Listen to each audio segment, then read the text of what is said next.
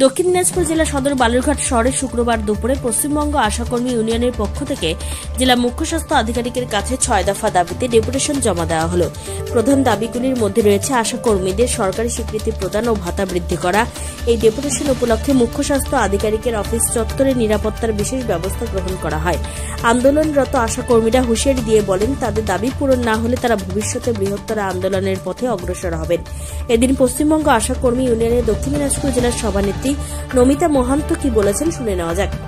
প্রথমত আমরা বলি, পশ্চিমবঙ্গ আশাকর্মী ইউনিয়নের পক্ষ থেকে আজকে আমরা সারা রাজ্যব্যাপী প্রত্যেকটা জেলায় একই তারিখে আমরা আমাদের দাবি জানাতে এসেছি।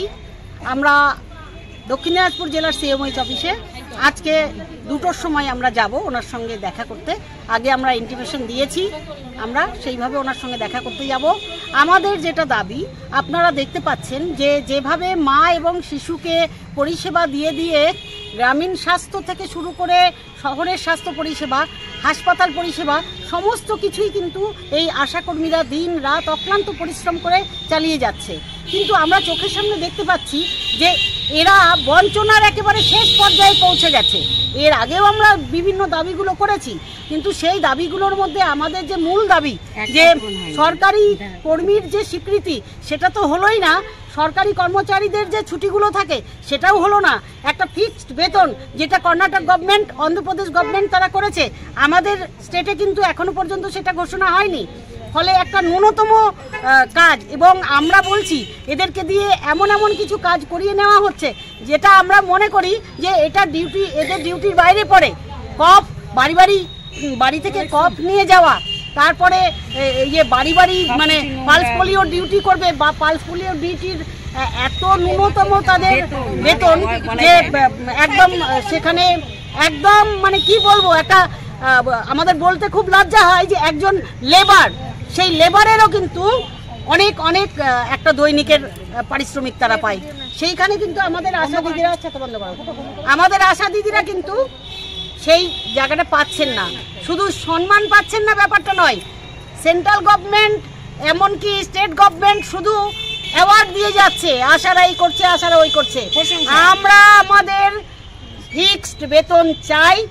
আমরা আমাদের যে ছুটিগুলো হয়, যে ছুটিগুলো সরকারি ছুটি, সেই ছুটিগুলোতে আশাকর্মীদেরও ছুটি দিতে হবে প্রত্যেকে মানুষ।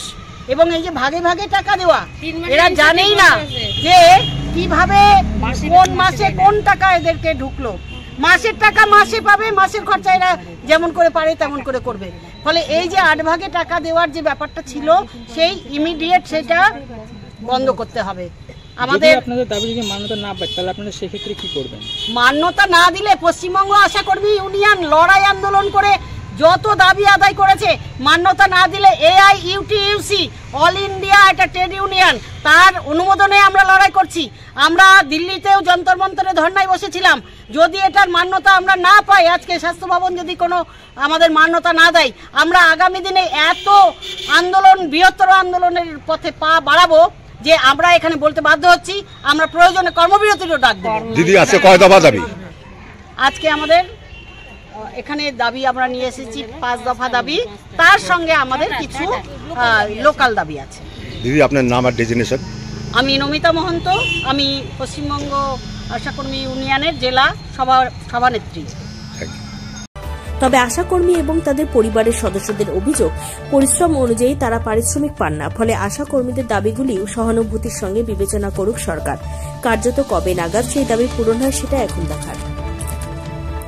দক্ষিণ দিনাজপুর বালুরঘাটের জেলা মুখ্য স্বাস্থ্য আধিকারিকের কার্যালয়ে ঘুরে নিজস্ব প্রতিনিধি রিপোর্ট, টাইমস 14 বাংলা। রায়গঞ্জের 10-এর এই রাজ্য সড়কের পাশে প্রকৃতির মনোরম পরিবেশে বিজ্ঞানসম্মতভাবে ঝা চকচকে আবাসন নির্মাণ করছে এই রাজ্যেরই একটি অগ্রণী নির্মাণ সংস্থা JH ডেভেলপার্স। পাশাপাশি তারা এই প্রকল্পটির নাম রেখেছেন JH গ্রিন, যাদের catch line nature inspired homes, যার বাংলায় তর্জমা করলে দাঁড়ায় প্রকৃতি অনুপ্রাণিত বাড়ি। সকালে ঘুম থেকে উঠেই বাসিন্দারা দেখতে পাবেন পূর্ব দিকে সূর্যোদয়। চারপাশের সবুজ গাছপালা, পাখির কলতানে ঘুম ভাঙবে আবাসনের বাসিন্দাদের। পাশেই রয়েছে উত্তর দিনাজপুরের অফিসপাড়া রায়গঞ্জের কর্ণজোড়া।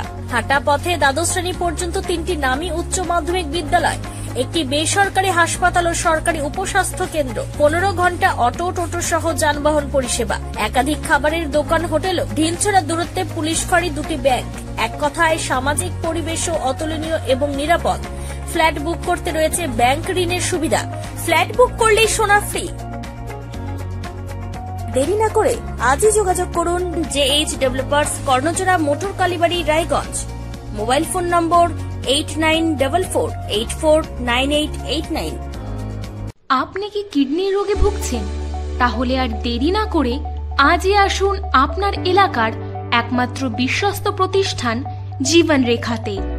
এখানে বিশেষজ্ঞ নেফ্রোলজিস্ট ডাক্তাররা লেজার ট্রিটমেন্টের মাধ্যমে রোগীদের সমস্ত ধরনের কিডনির এবং প্রোস্টেটের অপারেশন করে থাকেন।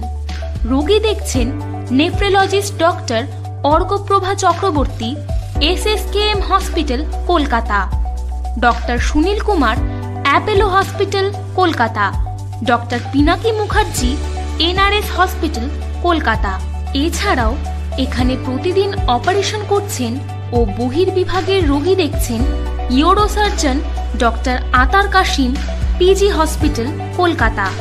তাছাড়াও এখানে স্বাস্থ্যসাথী কার্ড ও ওয়েস্ট বেঙ্গল হেলথ স্কিমের সুবিধা রয়েছে। আমাদের ঠিকানা রায়গঞ্জ, উকিলপাড়া। বিশদে জানতে কল করুন 8373066655 অথবা 8373066644 এই নম্বরে।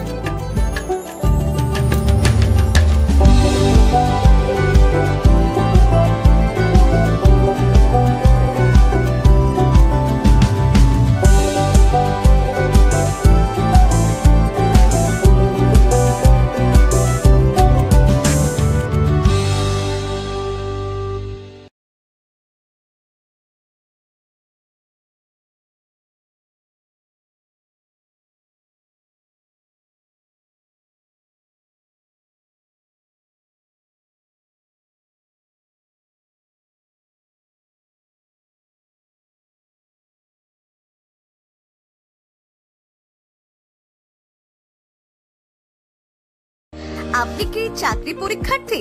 চাকরি পরীক্ষার বই খুঁজছেন? তাহলে আজই চলে আসুন সৌর বুক অ্যান্ড ম্যাগাজিন সেন্টারে। এখানে BSc, WBCS, bank, rail, ICDS, nursing, ANM এবং GNM সহ কেন্দ্রীয় ও রাজ্য সরকারি সকল চাকরির পরীক্ষার বই ও ম্যাগাজিন পাওয়া যায়। আমাদের ঠিকানা হরিমোড়, মোহনবাটি, রায়গঞ্জ। বিস্তারিত জানতে যোগাযোগ করুন 9002904090 অথবা 9434347016।